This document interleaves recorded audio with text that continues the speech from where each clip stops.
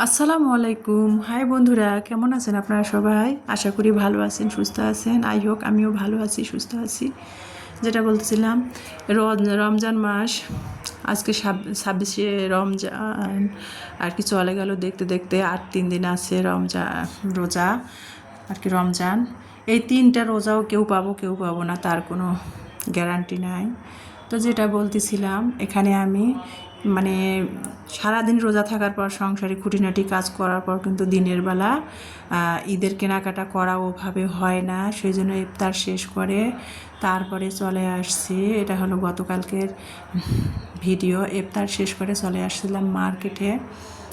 তো মার্কেটে আসছি ঈদে আমরা ওভাবে আসলে আমরা সবসময় যেহেতু বাইরে থাকি, বাসা বাড়িতে থাকি, আর এবার বাড়িতে যাব না, দিনাজপুরে ভাড়া বাসায় ঈদ করবো। এই জন্য ইলমার বাবা 2 মাস পর বাসায় আসলো।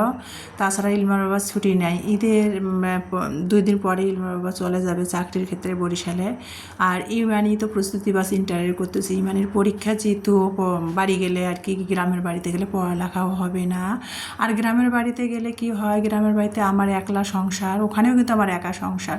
আমি সেপারেট হয়ে গেছি, জায়গা কিনে আলাদা বাড়ি করেছি, মানে শ্বশুরের ফ্যামিলি থেকে সবার থেকে আমি আলাদা সেপারেট, জায়গা কিনে আলাদা বাড়ি করে সেপারেট হয়েছি। বাড়িতে গেলেও কিন্তু ভাড়া দিয়েছি আমার বাড়ি গ্রামে। বাড়িতে গেলেও হয় কি, সেখানেও আমার যেই বাজার সাজার করতে হয়, রান্না বান্না করতে হয়। আর 6 মাস 1 বছর পর বাড়িতে গেলে বাড়িতে অনেক কাজ জমে থাকে, সেগুলো করতে হয়। এই জন্য ইমানি বলতেছিল বাড়িতে গেলে গোছ গাছ করতেই যাবে আমাদের, আমার পড়ার সময় পাবো না। এজন্য ইমানি আর কি, ওর যেহেতু পরীক্ষা 5 তারিখে কোচিং, 4 তারিখে খুলবে কোচিং, একদিন পরপর পরীক্ষা প্রস্তুতি ব্যাসে যেহেতু ও দিচ্ছে, সেজন্য ইমানি বলছে বাড়িতে যাবে না। আর ওর বাবারও ছুটি নেই। তো ওর বাবা বলছে ভাড়া বাসায় ঈদ করব, 2 দিন থাকবো বাড়িতে, টানা হাসার দরকার নেই, ভাড়া বাসায় ঈদ করব। তো ঈদ করব, আমার ননদ, শাশুড়ি, আত্মীয় স্বজন, শ্বশুরবাড়ির লোকজন, বাবার বাড়ির লোকজন, সবাইকে আমরা সবসময় টাকা দিয়ে দেই। আমার শ্বশুরবাড়ির লোকজনকে টাকা দিয়ে দেয়, ওরা ওদের মতো করে ঈদের কেনাকাটা করে, ঈদ বাজার করে। তো তার কোনো প্রতি বছরের মতো তার কোনো এবছরও ব্যতিক্রম হয় নাই।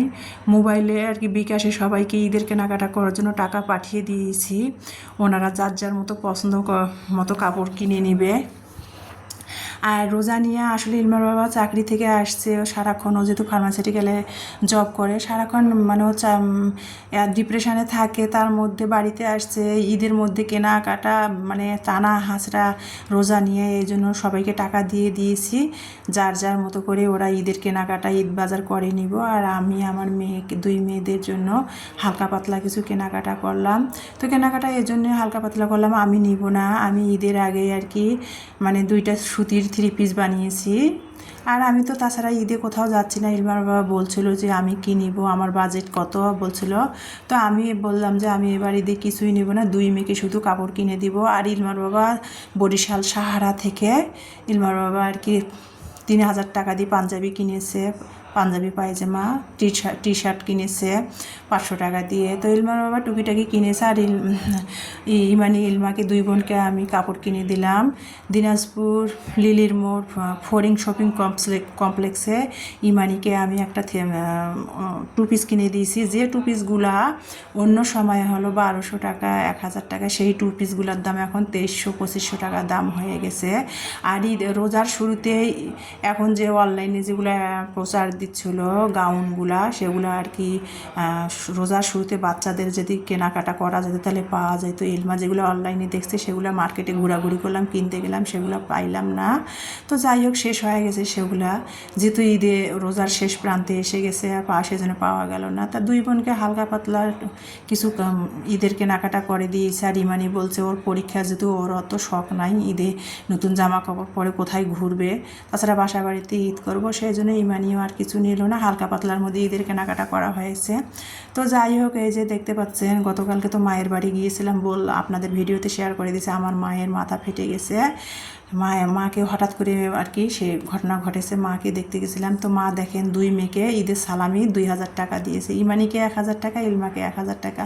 মানে আমার মা, আমার বাবা নাই, আমার মা আমার ভাইদের মাঝে খায় আর কি। তো আমার মা সেখান থেকে আর কি আমার 2 মেয়েকে 2,000 টাকা ঈদের সালামি দিয়েছে, যদি ঈদে আমরা কোথাও যাচ্ছি না। আর মা অসুস্থ, মা যেহেতু মাথা ফেটে গেছে, মানে 7টা সেলাই হয়েছে মাথাতে।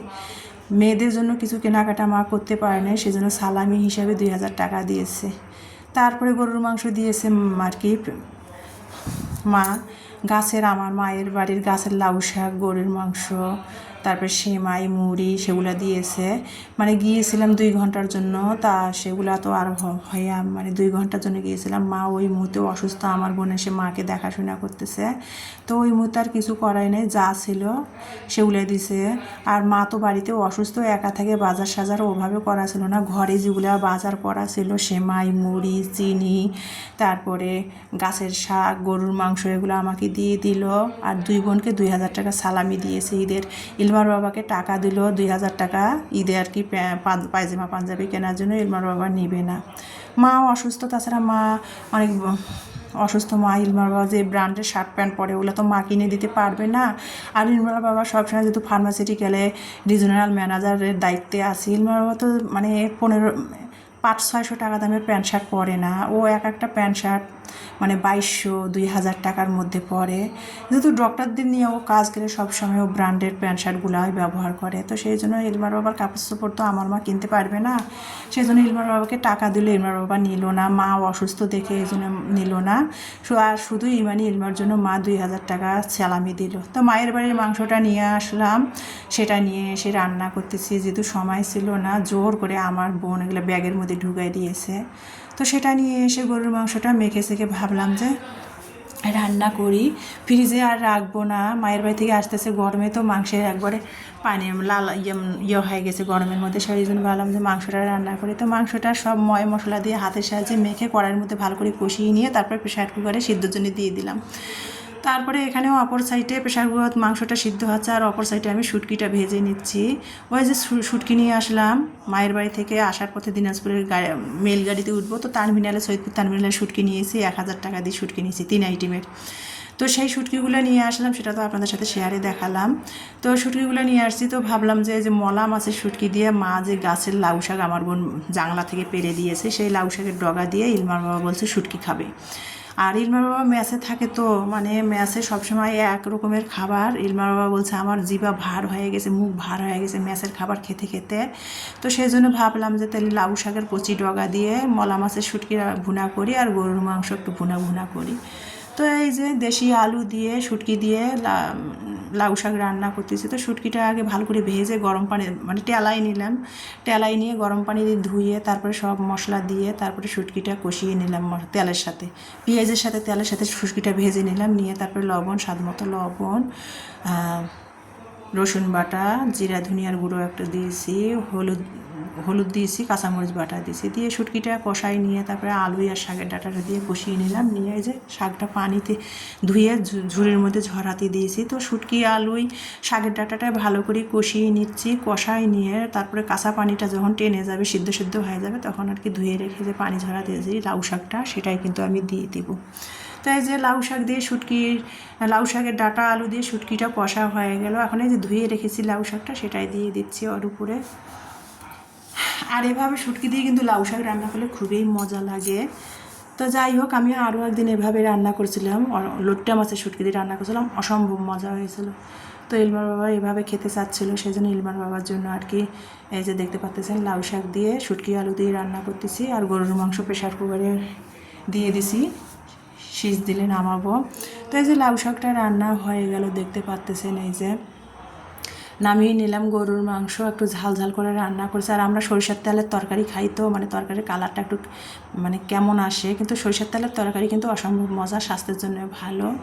তো যাই হোক, রান্না হয়ে গেল গরুর মাংস ভুনা, আর শুটকি দিয়ে মলা মাছের শুটকি দিয়ে লাউ শাক চচ্চড়ি করলাম। তো সেটা দিয়ে চিংড়ি খেয়ে আজকে কিন্তু রোজ বৃহস্পতিবার 26শে রমজান, আজকে শবে কদরের রাতও। সবার পরিবারের সবার পরিবারের জন্য আমি দোয়া করব আজকে রাতে, সবাই সবার জন্য আমরা দোয়া করব। শবে কদরের রাত নামাজ পড়ব, রাত জাগবো, জিকির করব, দোয়া দরুদ পড়ব, আর আমরা সবাই সবার পরিবারের জন্য দোয়া করব। তো যাই হোক, যেটা বলতেছিলাম, তো এই যে এটা আজকে রোজ বৃহস্পতিবার, ওটা তো গতকালকে চিংড়ি খেয়েছি, লাউ শাক দিয়ে শুটকি রান্না করছিলাম আর গরুর মাংস, এটা দিয়ে চিংড়ি খেয়ে তো রোজা রেখেছিলাম।